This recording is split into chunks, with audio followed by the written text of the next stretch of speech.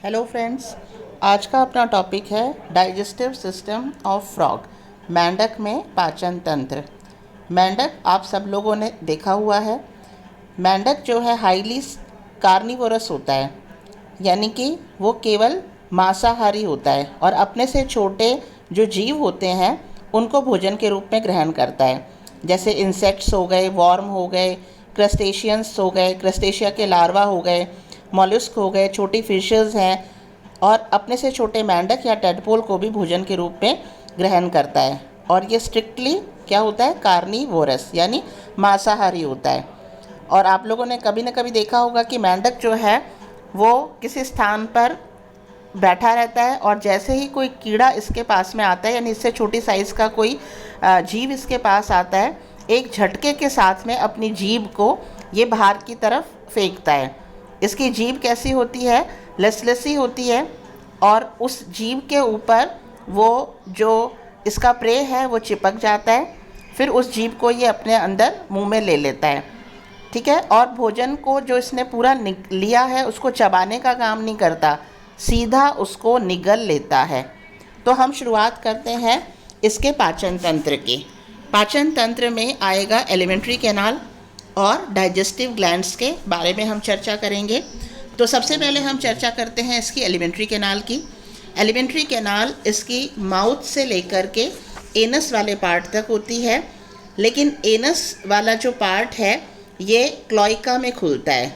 ये किस में खुलता है, क्लोइका में खुलता है। ये रेक्टम है और ये एनस वाला पार्ट क्लोइका में खुलता है, यानी अलग से बाहर ओपन नहीं होता है, ठीक है। अब हम लेते हैं यहाँ पर माउथ पार्ट से। तो डाइजेस्टिव सिस्टम में alimentary canal and digestive glands के बारे में हम डिस्क्राइब करेंगे। स्टेप बाय स्टेप हम करते हैं इसमें। सबसे पहले लेते हैं हम इसका माउथ वाला पार्ट। आप लोगों ने देखा होगा कि मेंढक में जो आगे का जो स्नाउट वाला पार्ट है उसमें एक सिरे से लेकर दूसरे सिरे तक, यहाँ इस तरह से ये पूरा माउथ वाला पार्ट होता है। एक सिरे से दूसरे सिरे तक पूरा माउथ वाला पार्ट होता है। अपर जॉ एंड लोअर जॉ, दो जबड़े हैं इसमें। ये यहाँ पर ये अपर जॉ बताया गया है, ये लोअर जॉ बताया गया है, ठीक है।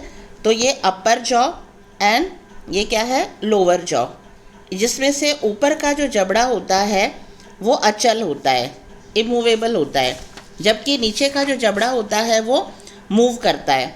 और नीचे के जबड़े के मूवमेंट के कारण हम कह सकते हैं लोअर जॉ इज़ फ्लेक्सिबल, और फ्लेक्सिबल होने के कारण ही ये माउथ को ओपन या क्लोज करने की जो एक्टिविटी है, it is because of flexible nature of lower jaw, ठीक है। और अपर जॉ क्या है, इसका फिक्स है, वो इमूवेबल है। और दोनों ही जो जबड़े होते हैं उनके यहाँ पर ये लिप वाला पार्ट होता है, लेकिन ये लिप्स क्या हैं, इमूवेबल हैं। ओष्ठ जो है ये क्या है, इमूवेबल हैं, ठीक है। अब हम लेते हैं माउथ जो है ये ओपन होगा किसके अंदर, बक्कल कैविटी में। बक्कल कैविटी कैसी होती है, इसकी लार्ज होती है, वाइड होती है, क्योंकि यहाँ से लेकर यहाँ तक का ये चौड़ा मुंह है। तो ये लोअर जॉ अगर हो गया तो ये पूरी क्या हो गई, इसकी बक्कल कैविटी।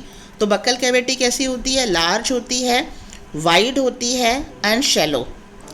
और बक्कल कैविटी के अंदर की तरफ सिलिएटेड कॉल्यूमिनर एपिथेलियल सेल्स, यानी इस तरह के कॉल्यूमिनर सेल्स हैं और इन पर ये सीलिया उपस्थित हैं। इस तरह से सिलिएटेड कॉल्यूमिनर एपिथेलियल सेल्स के द्वारा लाइंड होते हैं, और इसी ये जो लाइनिंग है एपिथेलियल सेल्स की, इसी में ही म्यूकस ग्लैंड होती हैं।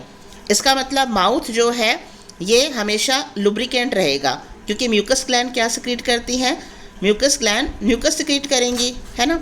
तो श्लेष्मा के द्वारा आश्रित होता है बक्कल कैविटी। और मेंढक के अंदर सलाइवरी ग्लैंड्स नहीं पाई जाती हैं, सलाइवरी ग्लैंड्स नहीं पाई जाती हैं इसकी बक्कल कैविटी में। अब हम लेते हैं बक्कल कैविटी में पाए जाने वाले कौन कौन से डाइजेशन से संबंधित पार्ट हैं। तो सबसे पहले हम लेते हैं टीथ के बारे में। टीथ जो है मेंढक के अंदर केवल अपर जॉ में होते हैं, लोअर जॉ जो होती है उसके अंदर टीथ नहीं होते हैं। जब आती है टीथ की बारी तो हम इसमें दो शब्द करेंगे, होमोडोंट। होमो मतलब समदंती, यानी सारे के सारे जो दांत हैं ये एक ही प्रकार के हैं, समदंती। दूसरा हम शब्द यूज़ करेंगे एक्रोडोंट। एक्रोडोंट यानी कि not set in A socket, यानी किसी सॉकेट के अंदर फिक्स नहीं होते हैं। और तीसरा हम इसमें शब्द यूज़ करेंगे पॉलीफायोडोंट। पॉलीफायोडोंट यानी बहुबारदंती, यानी समदंती हैं, समान प्रकार के हैं। एक्रोडोंट हैं, किसी गर्त के अंदर धसे हुए नहीं हैं। और पॉलीफायोडोंट यानी बहुबारदंती हैं और केवल कौन से वाले जॉ पर हैं, अपर जॉ पर पाए जाते हैं। ठीक है, अब यहाँ आप देखो अपर जॉ में जो मार्जिन है, ये दोनों साइड की जो मार्जिन है, यहाँ पर ये टीथ शो किए गए हैं। तो अपर जॉ जो है उसके दोनों साइड में एक रो में व्यवस्थित हैं, प्री मैक्सिला या मैक्सिला बोन के साथ अटैच हैं। ठीक है, इनके अलावा ये नॉस्ट्रिल वाला पार्ट है और ये ऑर्बिट यानी आई वाला पार्ट है, तो यहाँ पर वोमेर बोन होती है। ठीक है, ये जो बोन है, इस बोन के ऊपर भी टीथ अरेंज होते हैं। तो इन टीथ्स को यहाँ, ये जो टीथ हैं जो वोमेर बोन पर हैं, इनको कहेंगे वोमेराइन टीथ। इनको क्या कहेंगे, वोमेराइन टीथ भी पाए जाते हैं। अब दांत जो होते हैं, इनका चबाने का कार्य नहीं होता है। मेंढक के अंदर दांतों का कार्य केवल क्या है, एक बार इसने अपने शिकार को अपने मुंह में ले लिया तो उसके बाद में ये दांत क्या करते हैं, उनको मुंह से बाहर नहीं निकलने देंगे, यानी वो स्लिप करके बाहर ना चला जाए। तो उसको केवल क्या है, मुंह के अंदर होल्ड करने का काम जो है इन दांतों का होता है। तो हम यहाँ पर ये देखो, ये अपर जॉ बताया गया है। ये अपर जॉ में ये मैक्सिल दोनों साइड में प्री मैक्सिला और मैक्सिला बोन के साथ में जुड़े हुए टीथ हैं और ये हैं वोमेराइन टीथ, है ना। और होमोडोंट प्रकार के हैं, एक्रोडोंट प्रकार के हैं और पॉलीफायोडोंट प्रकार के हैं। अब यहाँ डायग्राम बनाया गया है कि जो इसके दांत है, ये इसका बेस वाला पार्ट है और ये इसका क्राउन वाला पार्ट है। तो बेस वाला पार्ट बोन के अंदर धंसा हुआ तो नहीं है, लेकिन मैक्सिला की जो बोन है उसके साथ में यहाँ अटैच होता है। और क्राउन के ऊपर इनेमल की परत होती है, क्राउन के ऊपर इनेमल की परत होती है। ठीक है, अब हम इसका फंक्शन बता ही दिया दांत का। अब हम लेते हैं इसके अलावा माउथ में और बकल कैविटी में और कौन सी चीज़ है, टंग। टंग जो है इसकी कैसी होती है, लंबी होती है, लॉन्ग, मस्क्यूलर, स्टिकी, प्रोट्रूसिबल, यानी लंबी है, पेशीय है और चिपचिपी है और एकदम से बाहर झटके के साथ निकालता है और उसे वापस से अंदर ले सकता है। जीभ, जैसे ये यहाँ मैं बताती हूँ, जीभ जैसे बना रही हूँ ये इस तरह से। तो जीभ का जो आगे का भाग है, ये एंटीरियर पार्ट जो है, ये लोअर जो floor of the mouth cavity यानी बकल कैविटी का जो फ्लोर वाला पॉइंट है उसके साथ जुड़ा हुआ है, जबकि ये पोस्टीरियर पॉइंट है, ये फ्री है, ये फ्री होता है और ये बाइफिड होता है इस तरह से। ठीक है, जैसे ही कोई शिकार इसके सामने आता है, ये जीभ को झटके के साथ बाहर फेंकता है। जीभ क्योंकि स्टिकी होती है, उसके ऊपर वो प्रे चिपक जाता है और उसके बाद उस जीभ को ये अपने अंदर माउथ में ले लेता है। इस प्रकार से उसके साथ चिपका हुआ जो प्रे है उसको ये अपने माउथ में एंटर कर लेता है। ठीक है, और पूरा का पूरा अंदर ले लेता है। अब हम यहाँ देखते हैं और कौन कौन से पार्ट हैं बकल कैविटी में। तो यहाँ पर ये है इसका, यहाँ ये है नॉस्ट्रिल, यानी अपर जो जॉ है, अपर जॉ में ऊपर की साइड में यहाँ पर माउथ कैविटी के जो फ्लोर रूफ वाला पार्ट है, वहाँ पर एक जोड़ी नॉस्ट्रिल हैं। यही नॉस्ट्रिल अंदर की तरफ इंटरनल नॉस्ट्रिल के द्वारा ओपन होंगे बकल कैविटी में, ये नॉस्ट्रिल है। और यहाँ है ये ऑर्बिट, ये क्या है, ऑर्बिट। ये बड़े बड़े सॉकेट बाहर की तरफ उभरे हुए भाग होते हैं और जब ये किसी एनिमल को निगलता है, तो आँखें जो हैं ये अंदर की तरफ धंसती हैं। तो ये जो ऑर्बिट है, ये उस भोजन जो लिया है उसके ऊपर दबाव पड़ता है, जिससे भोजन को पीछे की तरफ, फेरिंक्स की तरफ धक्का दिया जाता है। तो इस तरह से ये हो गया इसके टीथ के बारे में वोमेराइन टीथ हो गए और प्री मैक्सिलरी या मैक्सिलरी टीथ हो गए। नॉस्ट्रिल के बारे में, ऑर्बिट के बारे में, वोमेराइन टीथ के बारे में। अब हम लेते हैं बक्कल कैविटी के बाद, यानी बक्कल कैविटी ओपन्स इन फेरिंक्स, लेकिन मेंढक के अंदर, क्योंकि ग्रीवा वाला भाग ना के बराबर होता है या नहीं होता है ना, तो हम ये कह सकते हैं कि इसकी जो फेरिंक्स है, कोई डिस्टिंक्शन लाइन नहीं है between the buccal cavity and the pharynx की बक्कल कैविटी ख़त्म हो गई और अब फेरिंक्स शुरू हो गई, ऐसा कुछ नहीं होता है। इसीलिए इसको कलेक्टिवली कह सकते हैं बक्को फेरेंजियल कैविटी, बक्को फेरेंजियल कैविटी। ठीक है। मुख्य ग्रसनी गुहा, तो मुख्य ग्रसनी गुहा जो होती है इसके अंदर कई ओपनिंग होती हैं, several apertures opens into pharynx. कौन कौन से अपर्चर होते हैं? एक तो आप यहाँ पर देखिए, यहाँ जो अपर जॉ और यहाँ अगर हम लोअर जॉ बना दें तो अपर जॉ का जो ये टर्मिनल पॉइंट है एंड यहाँ पर, तो यहाँ पर ये है यूस्टा चेन अपर्चर, यूस्टा चेन अपर्चर, यानी कि ये कहाँ खुलेगा? अंतःकरण, मिडल कर ईयर में। ये जो अपर्चर है यूस्टा चेन अपर्चर, ये ओपन होंगे मेंढक के मिडल ईयर में। तो ये एक ओपनिंग हो गई यूस्टा चेन अपर्चर। इसके अलावा यहाँ हम लेते हैं, यहाँ पर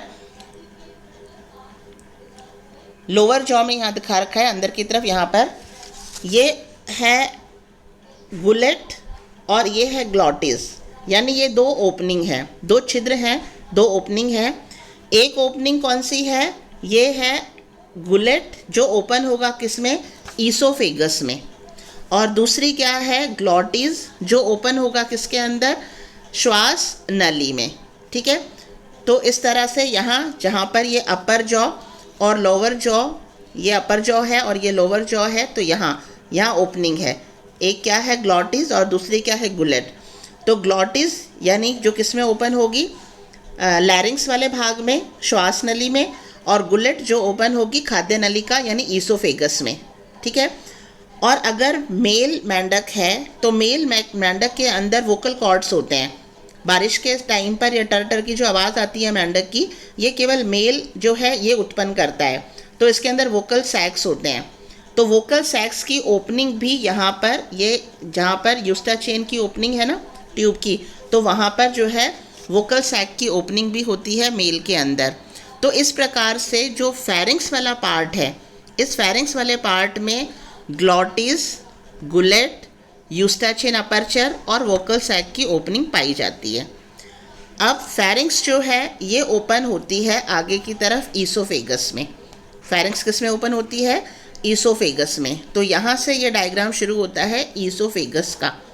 ईसोफेगस जो है ये short, wide, muscular and highly distensible tube है, यानी ये शॉर्ट है लेकिन मस्क्यूलर है, और हाईली डिस्टेंसेबल यानी इसके अंदर क्या पाए जाते हैं? लॉन्गिट्यूडनल फोल्ड्स पाए जाते हैं, और इन लॉन्गिट्यूडनल फोल्ड्स के कारण ये एक्सपेंड होने की क्षमता रखती है, क्योंकि इसने जो भोजन लिया है वो ये सीधा का सीधा निगल रहा है, चबाने का काम तो होता नहीं है माउथ में।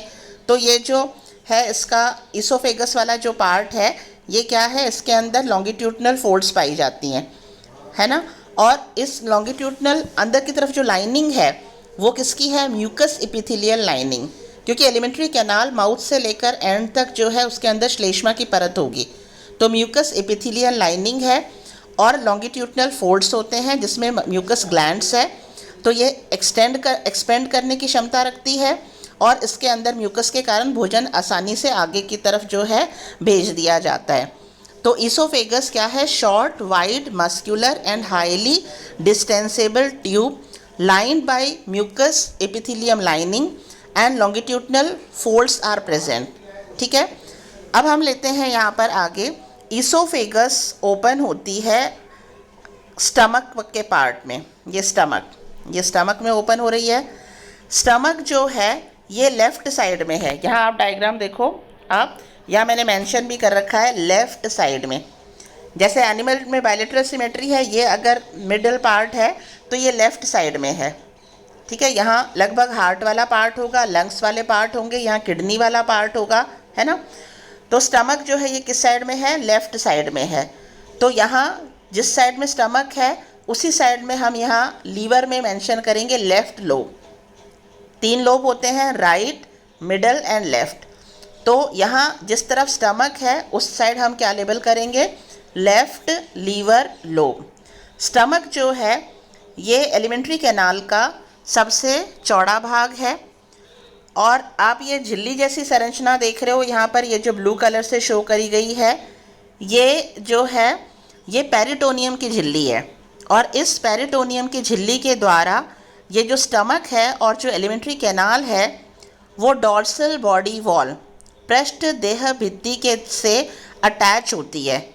और इस झिल्ली को जिसके द्वारा स्टमक अटैच है डॉर्सल बॉडी वॉल से, इसको कहते हैं मीज़ोगैस्टर। गैस्टर शब्द आया है स्टमक के लिए, मीज़ो मतलब झिल्ली से है, ठीक है। तो मीज़ोगैस्टर, तो ये मीज़ोगैस्टर है जिसकी सहायता से स्टमक जो है ये डॉर्सल बॉडी वॉल से अटैच है और अपनी पोजीशन पर स्थित रहता है। स्टमक की संरचना आप देखो यहाँ पर, ये कर्व्ड है, इस तरह से कर्व्ड है, बैग लेग स्ट्रक्चर है और ये लगभग 4 सेंटीमीटर लंबा है और 2 भागों में बटा हुआ है। आगे का भाग जो कि चौड़ा है कार्डियक स्टमक कहलाता है। पीछे का भाग, यहाँ से पीछे का भाग जो संकरा है पायलोरिक स्टमक कहलाता है। तो स्टमक लगभग 4 सेंटीमीटर लंबा होता है, लेफ्ट साइड में होता है, ब्रॉड भाग है, स्लाइटली कर्व्ड है, हाईली थिक मस्कुलर वॉल होती हैं इसमें। आगे का भाग कार्डियक स्टमक कहलाता है जो कि चौड़ा होता है और बड़ा होता है। पीछे का भाग पायलोरिक स्टमक कहलाता है जो कि शॉर्ट होता है और नैरो होता है। पायलोरिक स्टमक जो है कार्डियक स्टमक के अंदर मल्टी सेलुलर गैस्ट्रिक ग्लैंड्स होती हैं, मल्टी सेलुलर गैस्ट्रिक ग्लैंड्स। और ये गैस्ट्रिक ग्लैंड सिक्रीट करती हैं पेप्सिनोजिन, ठीक है, जो इनएक्टिव फॉर्म में है। और इसी के अंदर यूनिसेलुलर ऑक्जेंटिक सेल्स होती हैं, यूनिसेलुलर ऑक्जेंटिक सेल्स। ये सेल्स जो हैं ये सिक्रीट करती हैं हाइड्रोक्लोरिक एसिड। हाइड्रोक्लोरिक एसिड की उपस्थिति में पेप्सिनोजिन कन्वर्ट हो जाता है पेप्सिन, जो इसका एक्टिव फॉर्म है। तो पाचन यहाँ स्टमक से शुरू होता है। इससे पहले यानी बकल कैविटी के अंदर, फेरिक्स के अंदर, ईसोफेगस के अंदर कोई पाचन की प्रक्रिया शुरू नहीं होती है। स्टमक के अंदर पाचन की प्रक्रिया शुरू होती है क्योंकि स्टमक के अंदर कार्डियक स्टमक में हाइड्रोक्लोरिक एसिड सिक्रीट किया जाता है by oxyntic cells and pepsinogen secrete किया जाता है बाय गैस्ट्रिक ग्लैंड्स। तो यहाँ पर भोजन का पाचन शुरू होता है। उसके बाद में पायलोरिक स्टमक, आप देखो यहाँ पर पायलोरिक स्टमक और इसके अंदर कार्डियक स्टमक में भी लॉन्गिट्यूडनल फोल्ड्स होते हैं। पायलोरिक स्टमक में पीछे की तरफ यहाँ पर ये जो फोल्ड्स हैं ये बनाते हैं पायलोरिक स्फिंक्चर, और ये जो पार्ट है ये काम करता है पायलोरिक वल्व की तरह। वल्व जहाँ शब्द आता है मतलब यूनी डायरेक्शनल फ्लो, यानी एक बार भोजन यहाँ से स्टमक से इंटेस्टाइन में आ गया तो वल्व जो है उसको वापस बैक फ्लो नहीं करने देगा। तो पायलोरिक स्फिंक्चर एंड पायलोरिक वल्व जो है ये यहाँ पर हैं। अब हम लेते हैं स्टमक ओपन होता है आगे की तरफ, किसके अंदर, इंटेस्टाइन में। इंटेस्टाइन जो है ये 2 भागों में बंटी है, small intestine and large intestine. Small intestine and large intestine. पहले हम लेते हैं स्मॉल इंटेस्टाइन का पार्ट। स्मॉल इंटेस्टाइन में भी 2 पार्ट हैं, ड्यूडेनम एंड इलियम। अग्रभाग जो होता है ये ट्यूबुलर है पूरा। अग्रभाग जो है ये कहलाता है ड्यूडेनम। ये यू की आकृति बनाते हुए पाया जाता है, ये यू की आकृति बनाते हुए पाया जाता है। स्टमक से ये थोड़ा आगे की तरफ गया, आगे की तरफ जाकर वापस ये पीछे की तरफ टर्न हुआ। इस तरह से ये स्टमक के पैरेलल है इसकी अग्रभुजा, और उसके बाद में ये इसकी पश्चभुजा। तो ये यू की आकृति बनाते हुए पाया जाता है ड्यूडेनम, जो लगभग 2 से 4 सेंटीमीटर लंबा होता है। और इसके अंदर ओपन होती है एक कॉमन डक्ट, ये ओपन हो रही है। और ये कॉमन डक्ट जो कहाँ से आ रही है, गॉल ब्लेडर से और पेनक्रियाज से। तो इसीलिए इसको कॉमन क्या कहेंगे, हिपैटोपेनक्रिएटिक डक्ट। हिपैटोपेनक्रिएटिक डक्ट यानी जो लीवर से बाइल जूस ला रही है, पेनक्रियाज से पैनक्रिएटिक जूस ला रही है, और ये ओपन होता है ड्यूडेनम के आगे वाली भुजा में। ड्यूडेनम यू शेप की होती है, 2 से 4 सेंटीमीटर लंबी होती है और ट्यूबुलर स्ट्रक्चर है। इसके बाद ड्यूडेनम ओपन होती है इलियम में।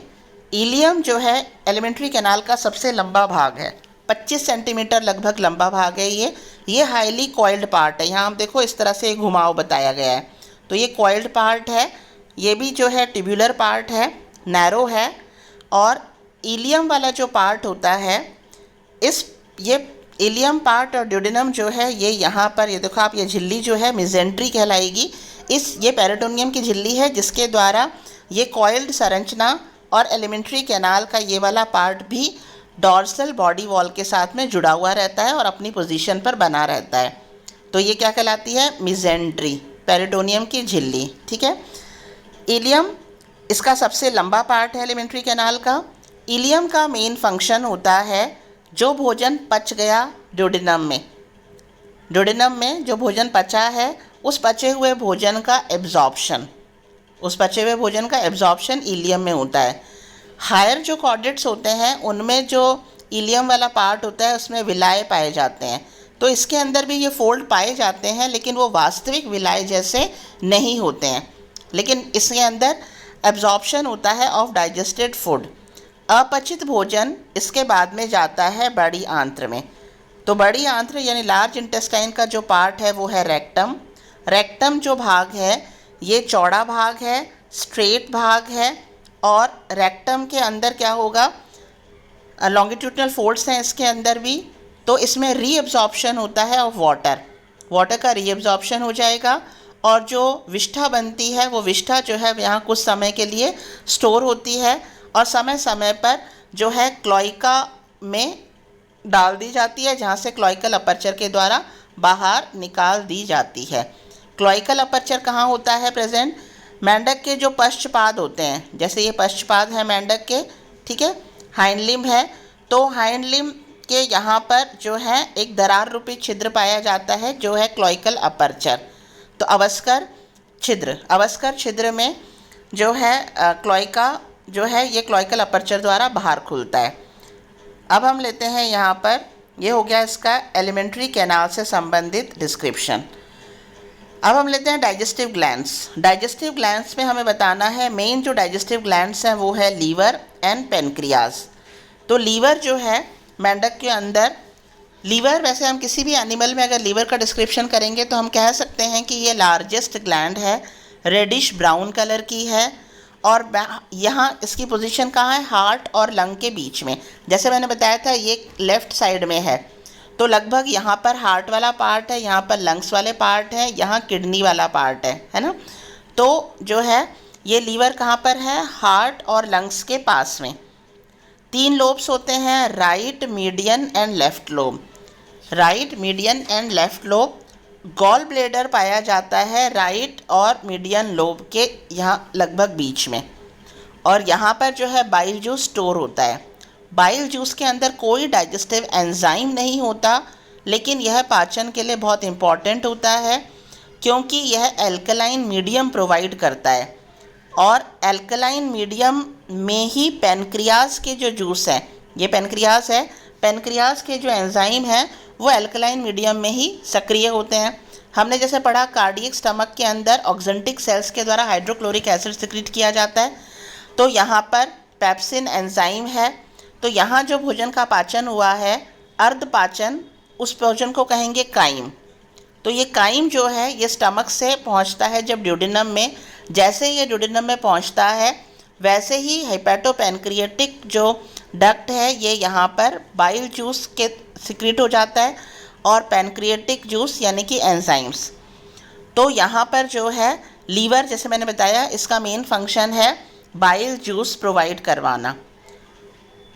और ये इम्पॉर्टेंट क्यों है? क्योंकि अल्कलाइन मीडियम अगर नहीं होगा तो पेनक्रियाटिक जूस उस पर कार्य नहीं करेगा, पेनक्रियाटिक एंजाइम इस पर कार्य नहीं करेंगे और भोजन का पाचन नहीं होगा। अब हम लेते हैं दूसरी ग्लैंड, वो है पेनक्रियाज। पेनक्रियाज यहाँ आप देख रहे हो कहाँ पर उपस्थित है? स्टमक और ड्यूडेनम की जो आर्म है इसके बीच में यहाँ पर चपटी संरचना है, पत्ती के जैसी संरचना है, इरेगुलर संरचना है, येलो कलर की है, ठीक है। और ये जो है पेनक्रियाज जो है ये एक्सोक्राइन और एंडोक्राइन दोनों ही तरह की ग्लैंड है। यहाँ पर क्योंकि डाइजेस्टिव सिस्टम से संबंधित है तो यहाँ पर ये एक्सोक्राइन ग्लैंड, क्योंकि डक्ट के द्वारा अपना जो स्रवण है इसको ये ड्यूडेनम की अग्रभुजा में पहुँचाने का कार्य कर रही है।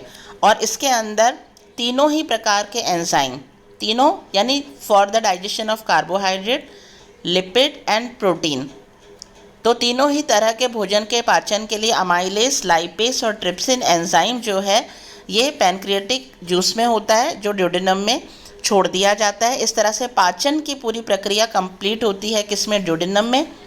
पचित भोजन आगे पहुंचता है इलियम में, और इलियम के अंदर जैसे बताया कि इसके अंदर वास्तविक रसांकुर तो नहीं होते हैं, लेकिन इसके अंदर जो है पचित भोजन का एब्जॉर्प्शन होता है। ठीक है, अपचित भोजन को आगे पहुंचा दिया जाता है रेक्टम वाले भाग में, और एक्सेस अमाउंट ऑफ फूड जो है वो पहुंचा दिया जाता है लीवर में, और ग्लाइकोजन के रूप में स्टोर कर दिया जाता है या स्केलेटल मसल्स में, ठीक है, या वसा में कन्वर्ट हो जाता है और एडिपोज टिश्यू में स्टोर कर लिया जाता है। तो इस तरह से जो है इसमें हमने पढ़ा फ्रॉग का digestion, alimentary canal, digestive glands, और इसका भोजन क्या है, भोजन का पाचन किस तरह से होता है, पचित भोजन का एब्जॉर्प्शन किस तरह से होता है, और एसिमिलेशन किस तरह से होता है। That's all about the topic. Thank you.